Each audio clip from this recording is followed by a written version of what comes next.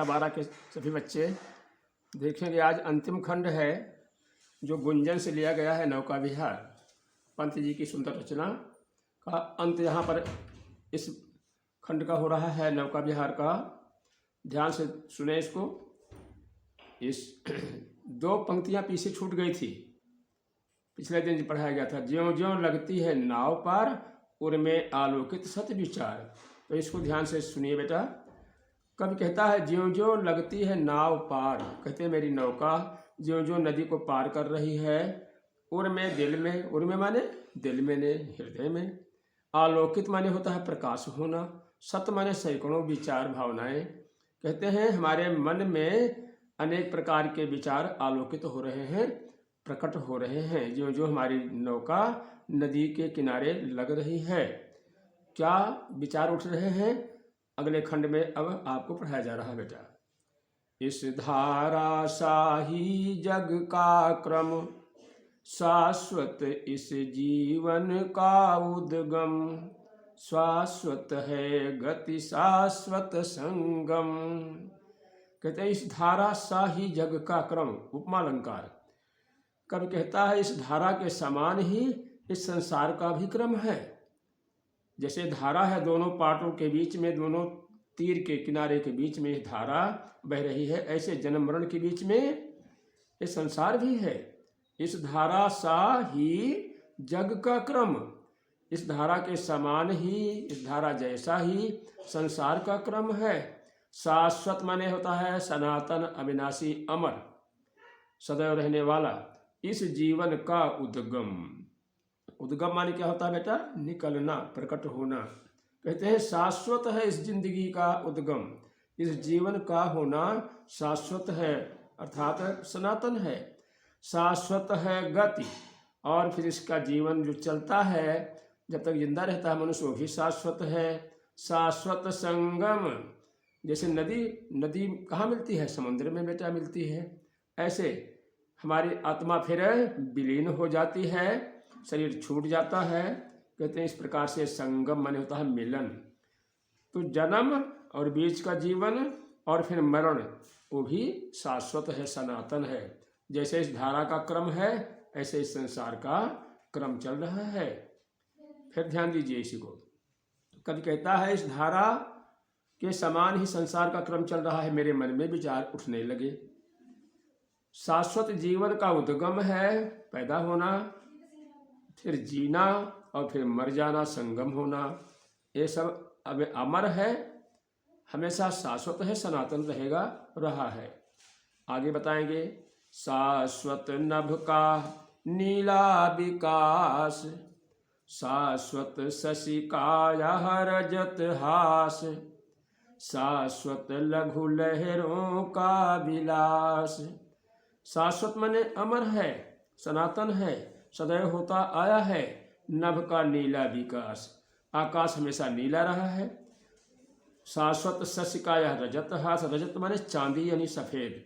कहते हैं चंद्रमा की सुंदर चांदी जैसी हंसी भी शाश्वत है, अमर अविनाशी है। शाश्वत लघु लहरों का विलास, और नन्ही लहरों का विलास भी शाश्वत है। कहते हैं सदैव चलता रहा है, चलता रहेगा। हे जग जीवन के करुणधार, चिर जन्म मरण के आर पार, शाश्वत जीवन नौका विहार। हे जन्म मरण के करुणधार, करुणधार माने मल्लाह होता है, करुणधार माने चलाने वाला, अर्थात हे संसार के जीवों के स्वामी अर्थात भगवान। चिर जन्म मरण के आर पार, चिर माने बहुत पुराना समय से जन्म और मरण के आर पार, इस पार और उस पार, जन्म लेना और मरना। कहते हैं भी शाश्वत है। शाश्वत जीवन नौका विहार। सोचने लगे, कवि कह रहा है मेरे मन में भावना उठी कि शाश्वत है, सनातन है क्या? जीवन नौका विहार, जिंदगी रूपी नौका का विहार करना, विचरण करना। जैसे नाव पर हम विचरण कर रहे हैं, ऐसे जिंदगी भी हमारी विचरण होती रहती है, आती है, फिर धीरे धीरे चली जाती है। मैं भूल गया अस्तित्व ज्ञान, जीवन का यह शाश्वत प्रमाण, करता मुझको अमरत्व दान। अंत में कवि कह रहा है मैं भूल गया, मैं तो भूल चुका था अस्तित्व ज्ञान। अस्तित्व माने होता है अपना, निजी, खुद। मैं क्या हूँ, कहाँ से आया हूँ, ये अस्तित्व है। मैं अपना अस्तित्व ही भूल गया था, मैं अपना ज्ञान ही खो बैठा था। कहते हैं जीवन का यह शाश्वत प्रमाण, यह जीवन का शाश्वत सच्चा प्रमाण है, सनातन प्रमाण है, हवाला है। करता मुझको अमृत दान। कहते हैं यह जो नौका विहार है मुझे याद करा दिया इसने। इस नौका विहार करने में मुझे याद आ गई कि मैं भी संसार में नौका में विहार कर रहा हूँ, अर्थात मेरी जिंदगी भी इसी प्रकार से चलती रहती है। पुनः समझिए, कवि कहता मैं तो भूल गया था अपने आप को, अस्तित्व को ही भूल चुका था, सच्ची बात ही भूल गया था। लेकिन इस नौका ने मेरी जीवन नौका को याद करा दिया है, जो मुझे अमृत दान मिला है। अर्थात नौका विहार न करता तो मेरे मन में यह भावना शायद ना उठती, यह अमरत्व का दान, अमरता का दान मुझे ना मिलता। तो अब आप बेटा इसमें देखेंगे, संकेत में आपको दिया जाएगा इस धाराशाही अमरत्व दान। आगे देखेंगे प्रश्न पूछा जाएगा। पहला प्रश्न क्या है, संकेत में तो आपको डाल दिया गया है, इस पद्यांश का संदर्भ लिखिए। प्रस्तुत पद्यांश हिंदी में संकलित सुमित्रा नंदन पंत द्वारा रचित नौका विहार नामक शीर्षक से उद्धृत है। अर्थात कौन रचयिता है इसके? पंत जी महाराज हैं, सुमित्रा नंदन पंत जी हैं इसके रचयिता हैं। बा में आ रहा है रेखांकित अंश की व्याख्या कीजिए। रेखांकित अंश की व्याख्या में क्या लिखेंगे आप? आपको पता है रेखांकित अंश की व्याख्या कहाँ बेटा? शाश्वत लघु लहरों का विलास, यहीं से है। यहाँ से अर्थ देखिए इसका। कवि कहता है मेरे मन में विचार उठे कि लहरों की क्रीड़ा भी सनातन है।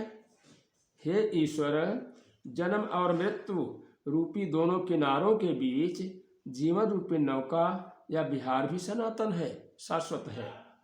मैं जीवन का वास्तविक स्वरूप भूल गया था, मैं भूल गया अस्तित्व ज्ञान, मैं जीवन का वास्तविक स्वरूप भूल गया था।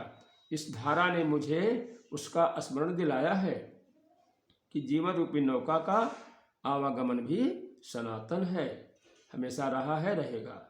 जैसे यह धारा निरंतर बहती है वैसे जीवन सदा गतिशील रहता है। ये जीवात्मा परमात्मा का अंश है, अविनाशी है। इस तत्व का ज्ञान प्राप्त कर मैं अमर हो गया, मैं धन्य हो गया। अब आगे तीसरा प्रश्न है, संसार के क्रम के बारे में कवि क्या सोचता है?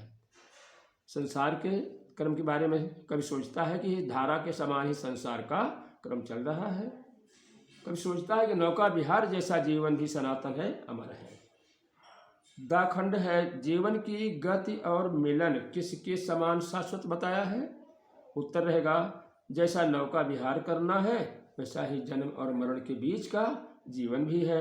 अंतिम प्रश्न है, या नौका विहार के समय जीवन और मृत्यु के संदर्भ में कवि के मन में क्या विचार हैं?